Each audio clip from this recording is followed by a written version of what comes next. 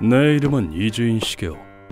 추한 욕망에 사로잡혀 타인을 해하는 악인에게 생지옥을 보여주는 고문 소믈리에다. 나는 정기적으로 빈민촌으로 걸음을 옮긴다. 오호, 아주 좋은 소리구만. 신경 써줘서 고맙네, 시게오.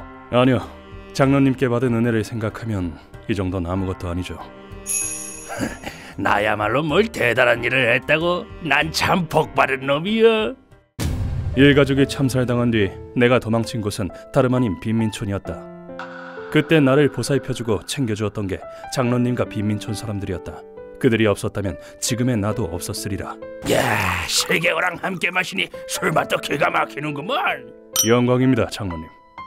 언제 죽을지 모르는 몸, 건사할 때 얼굴을 비추는 게 도리 아니겠는가. 빈민촌 사람들에게 얼굴을 비춘 뒤 귀로에 올랐다. 여기 올 때마다 오히려 내가 힘을 얻는구나. 사무소로 돌아가는 길, 쓰레기 처리장을 지날 때였다. 정적이 지배하는 대형 폐기물 처리장에서 어렴풋이 소리가 들렸다. 방금 무슨 소리지? 마치 방 안에서 문을 두드리는 것 같은 작은 소리였다. 이루 말할 수 없는 불길한 예감이 솟구쳤다. 원래 이러면 안 되지만 확인해봐야겠어. 산처럼 쌓인 가전제품들을 밟고 올라갔다. 소리는 한 냉장고 안에서 나고 있었다. 제발 이 불길한 예감이 기우였기를. 나는 그렇게 바라며 냉장고 문을 열었다. 다음 순간 내 눈앞에 펼쳐진 광경은, 아니 이건 대체... 온몸이 상처로 뒤덮인 데다 목이 졸린 흔적까지 남아있는 속옷 차림의 두 명의 여성이었다. 여성 중 한 명은 20살 전후, 다른 한 명은 그보다 좀 더 어려 보였다. 누군가가 여성들을 냉장고 안에 가둔 것이 틀림없었다. 이봐, 정신 차려! 20대 여성은 가냘프게나마 숨을 쉬고 있었다. 여성은 정신을 차리는가 싶더니 히나타. 떨리는 손으로 옆에 쓰러진 여성의 손을 잡았다.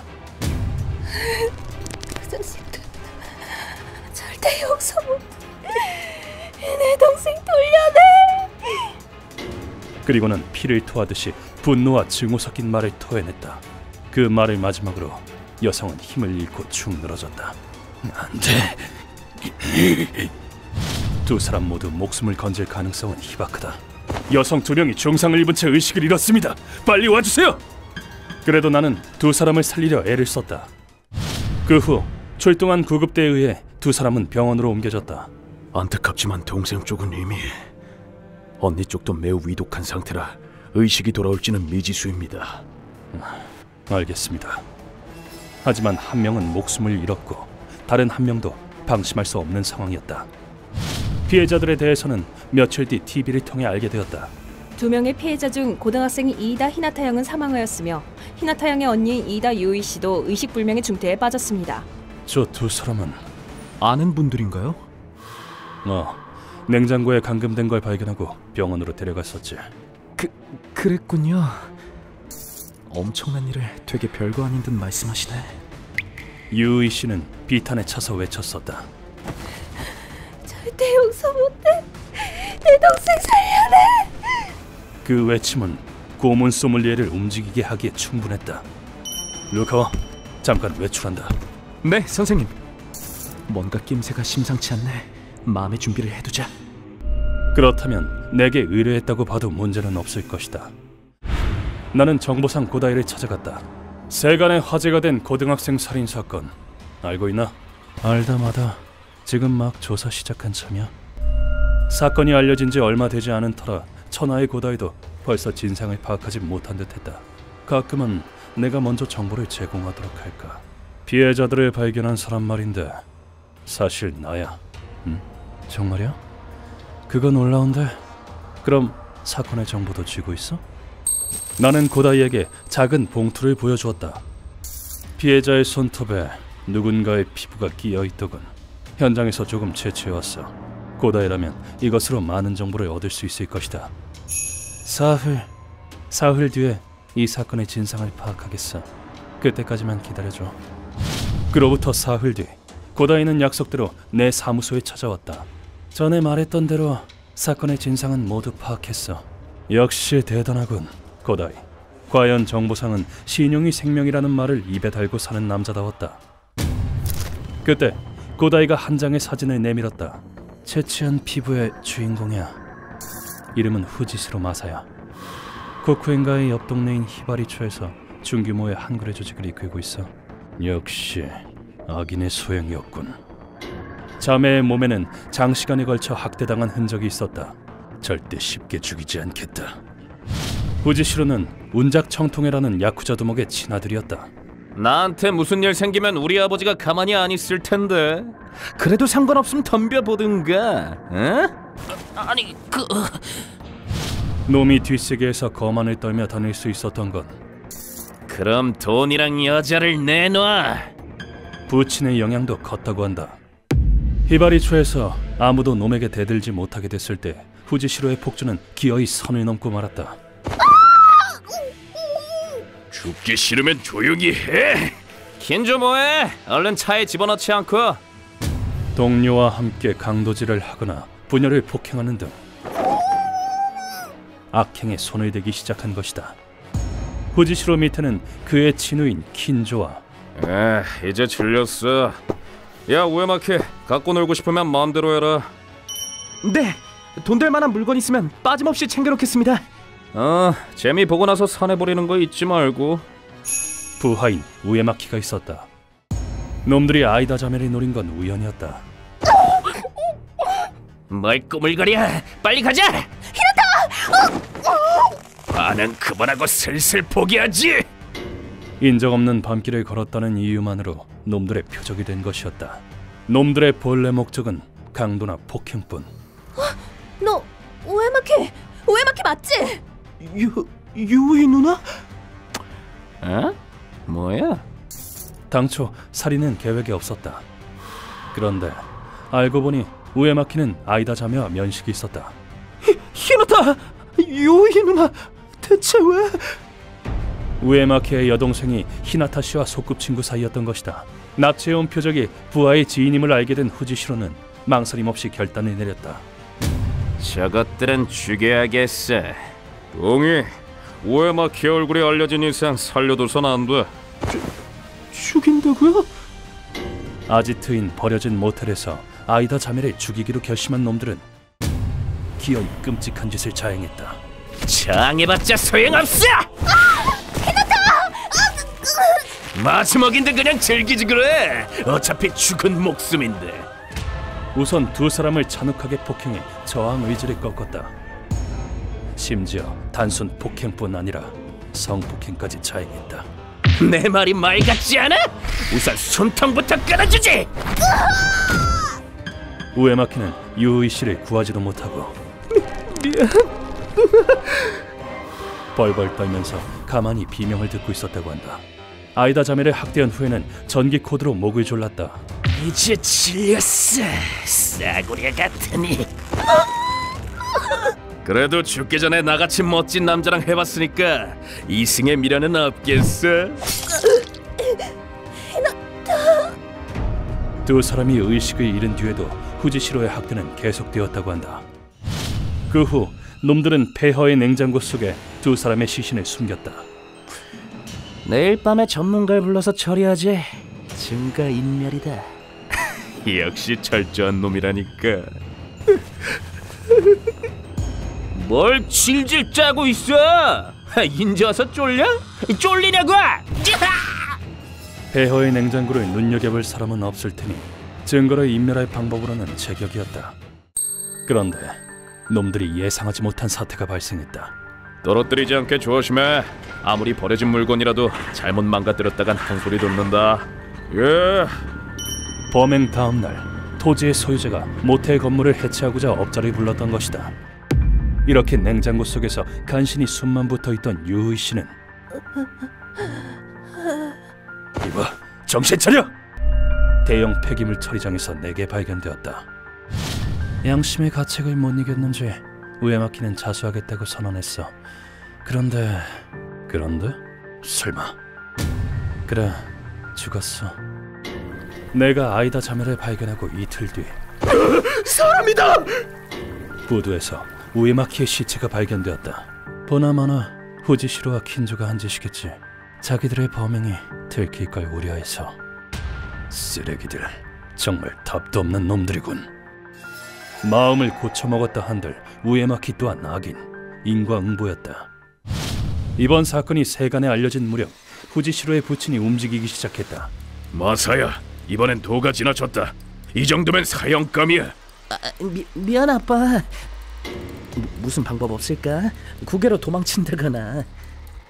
그때 후지시로는 자신의 부친에게 이렇게 말했다. 멕시코라면 우리도 신변을 숨길 때 이용하곤 하네. 도망칠 때면 도망쳐라. 다만 이제 더는 못 봐주겠구나. 넌 오늘부터 내 아들이 아니다. 부친에게 절연당했음에도 후지시로는 일이 잘 풀렸다는 양 싱글벙글이었다. 킨저, 멕시코로 도망치면 된다는데? 가자. 진짜? 오케이. 멕시코에서 놀고 먹으며 시간을 보내다 보면 언젠가는 잠잠해질 것이라고 낙관했던 것이다. 어지간히도 아들에게 정이 떨어졌나 보군. 덕분에 우리만 귀찮게 됐어. 경찰도 범죄인 인도조약은 없어. 멕시코에서 정보를 얻기도 쉬운 일이 아니고. 꼬다이와 대화를 나누던 중 내 핸드폰이 울렸다. 유이 씨가요? 정말입니까? 유이 씨의 의식이 돌아왔다고 병원에서 연락이 온 것이다. 당신이 절 구해주셨군요. 예, 의식이 돌아와서 정말 다행입니다. 서둘러 병원으로 향했다. 유이 씨는 마치 가면을 쓴 듯한 얼굴로 나를 지그시 응시했다. 도와주셔서 감사합니다. 그 얼굴에 감정이라고는 도저히 찾아볼 수 없었다. 히나타는 동생은 이미 죽었나요? 네, 안타깝지만 발견했을 때는 이미 돌아가신 뒤였습니다. 유이 씨는 잠시 입을 다물더니 곧 나지막한 목소리로 말하기 시작했다. 저희 부모님은 일찍이 세상을 떠나셨어요. 동생은 무엇과도 바꿀 수 없는 보물이었어요. 부모 없는 자매는 유이 씨의 필사적인 노력 덕택에 살아왔다. 너 졸업한 기념으로 그 함박스테이크집 갈까? 언니가 통 크게 쏜다. 진짜? 좋지. 전부터 먹고 싶었는데. 그날은 동생의 졸업식이 있던 날이었다. 나도 봄부턴 사회인이니까 언니는 내가 호강시켜줄게. 하지만 두 사람의 행복은 놈들에 의해 무참히 짓밟혔다. 넌 일로 와. 언니! 동생을 건드리지 마. 차라리 날. 어딜 가? 넌 나 상대해야지.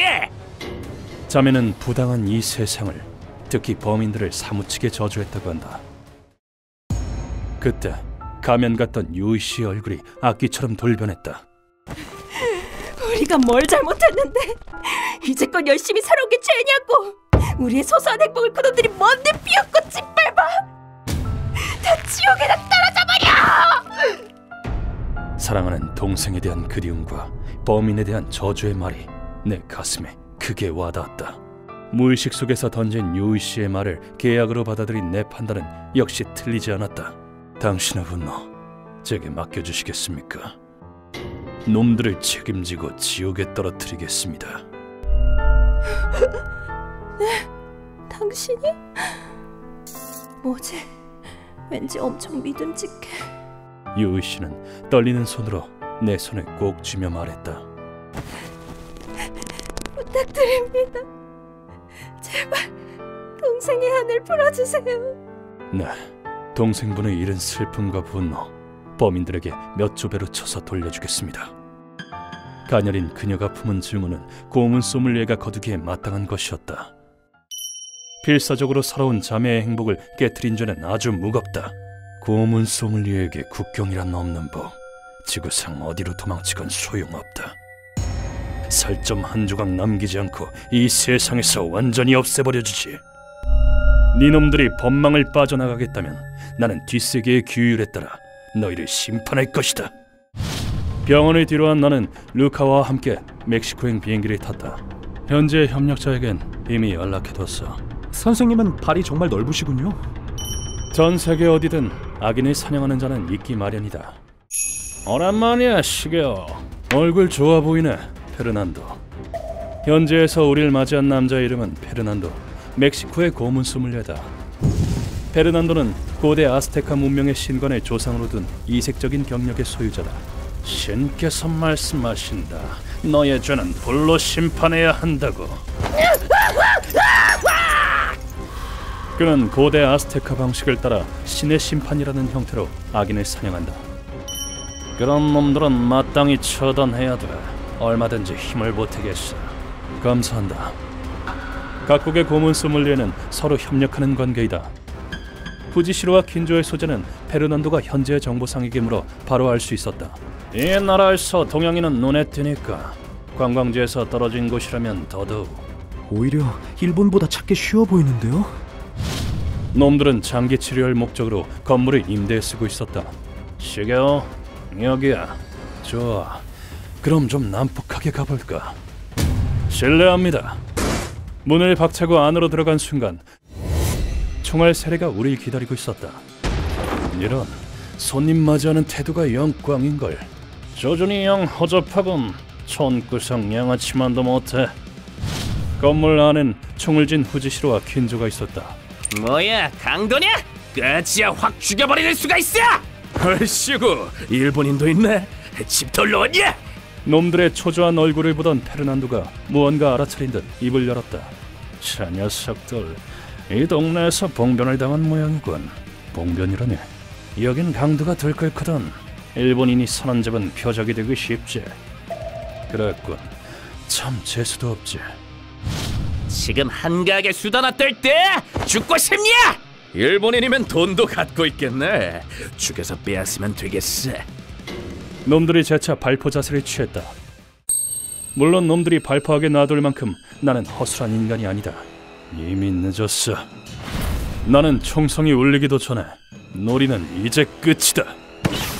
미리 준비해둔 지탄을 튕겼다. 손가락에서 발사된 총알이 놈들의 손에 명중했고 놈들은 들고 있던 총을 떨구었다. 뭐야?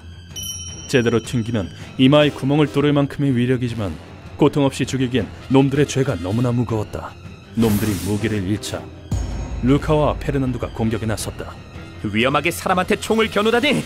이런 몰상식한 인간은 턱을 뭉개버려야 돼요! 심판의 때가 왔다. 신 앞에 무릎 꿇고 참여하도록. 두 사람은 주먹을 날려 놈들을 기절시켰다. 그 후 우린 페르난도의 고문실로 놈들을 옮겼다. 고문실이 멋진데, 페르난도. 네가 그렇게 말해주니 어깨가 올라가는걸. 그만 일어나시죠. 짜증나니까. 놈들이 편하게 잘 수 있는 것도 이걸로 마지막이다. 정신을 차리기 무섭게 놈들이 꽥꽥 소리 질러대기 시작했다. 야, 이거 당장 안 풀어! 확 죽여버린다! 여긴 어디야? 너네 정체가 뭔데? 소리치지 마. 시끄러우니까. 페르난도가 엄숙한 목소리로 고했다. 신 앞에서 니놈들의 죄를 확인하겠다. 진실만을 답하도록. 신 좋아하시네. 본 적도 없는데 신은 개뿔이. 내가 바로 신이다, 이 미친 자식아. 하지만 예절을 모르는 원숭이들은 함부로 욕설을 늘어놓았다. 조상을 경외하는 페르난도가 이러한 불경을 그냥 넘어갈 리 없었다. 시게오, 조금만 망가뜨려도 괜찮을까? 안 될 거 없지. 다음 순간 감히 신을 모독하다니 불경한 것들! 페르난도의 손가락이 긴조의 오른쪽 눈에 푹 찔렀다. 내 눈! 이게 뭐하는 짓이야! 너는 신의 분노를 샀다. 죄인이면 죄인답게 주제를 알도록. 얌전히 묻는 말에나 대답해. 너희는 무고한 자매를 납치해 성폭행하고 그중 동생을 살해했다. 너 뭐야? 그 여자랑 아는 사이야? 반쯤 장난삼아 타인 인생을 짓밟은 것에 대해 죄스럽지도 않나? 과연 이들에게 반성의 여지가 존재할 것인가? 내 물음에 놈들은 침을 튀기며 이렇게 답했다. 죄스럽냐고? 그럴 리가 있나? 야, 우리 아빠가 야쿠자 두목이야. 부모 잘 만나서 큰소리 떵떵 치고 사는 게 뭐가 문제인데? 내 눈을 이 꼴로 만들었겠다. 그 빌어먹을 여자 나같이 잘생긴 남자한테 먹혔으면 오히려 고마워하진 못할 망정! 이토록 근본부터 어긋난 말만 해대는 것도 어떻게 보면 대단하군. 이로써 놈들이 죽어 마땅한 쓰레기라는 사실을 재확인할 수 있었다. 함부로 짓거리지 마라, 쓰레기들. 페르난도, 루카와 시작한다. 네, 이놈들이 갈 곳은 지옥뿐이에요. 인간의 법으로는 안 돼. 이놈들에겐 신의 심판이 필요해.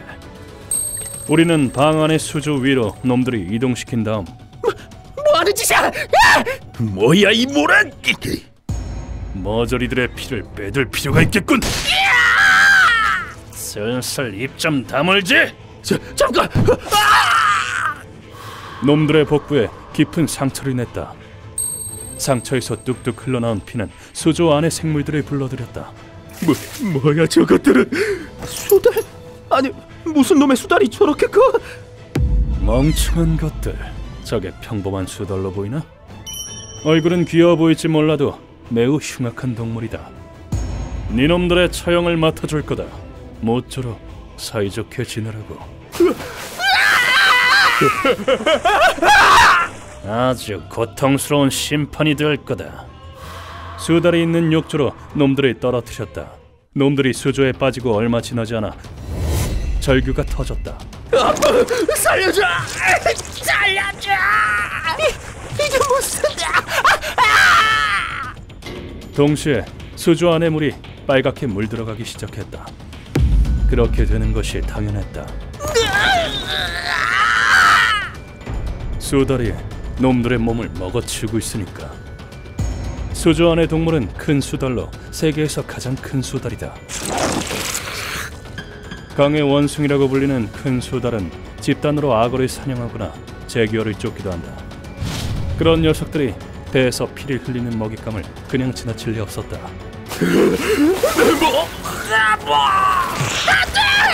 먹지마! 놈들의 속살을 파먹고자 수달들이 배를 물어뜯었다. 야생동물에게 죄인을 산채로 먹이는 형벌은 예로부터 각국에 존재해왔지. 이것도 그의 일종이로군, 페르난도. 바로 그거야. 육지보다는 수중이 더 큰 공포심을 심어주거든. 거기다 큰 수달은 먹이를 한 번에 해치우기보다 조금씩 뜯어먹는 걸 좋아하지. 수달이라 좋은 아이디어다. 본받을 필요가 있겠군. 그러고 있자니 놈들이 얼마 못 가 항복을 선언했다. 살려줘. 배가 아파요. 살려줘. 검은 빛을 띠는 피를 토하는 것을 보니 수달들이 뱃속에 도착한 듯했다. 루카, 일단 올려봐. 네 선생님. 다리는 이미 뜯어먹히고 없겠지만 아직 죽을 정도는 아니다. 뭐? 살고 싶다고? 네, 살려주세요. 살고 싶어요.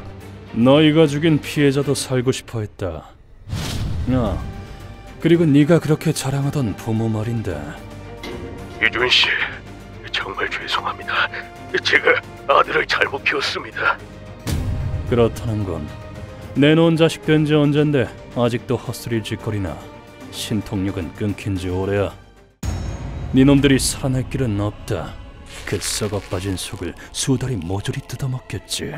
너희 같은 쓰레기를 먹어치워준 수달한테 감사해야겠군. 안 그래?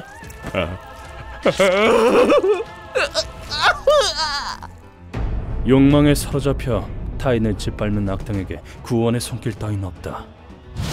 그 후 놈들은 수달에게 찬찬히 내장을 뜯어먹히다 끝내 사망했다. 미안하다.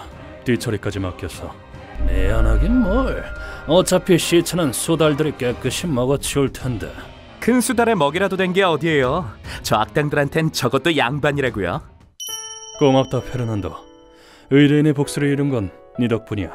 아니야. 멕시코의 범죄자가 일본으로 도망치면 그땐 내 쪽에서 부탁하지.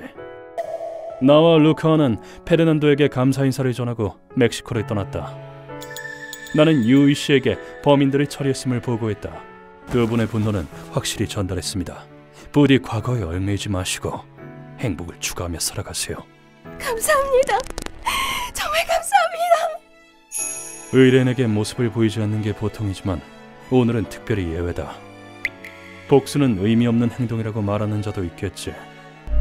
하지만 내 생각은 다르다. 사람에게는 풀어야만 앞으로 나아갈 수 있는 한도 있다. 휴먼버그 대학교에서는 어둠의 세계를 주제로 여러 가지 이야기를 소개하고 있습니다. 다른 영상도 꼭 한번 보시길.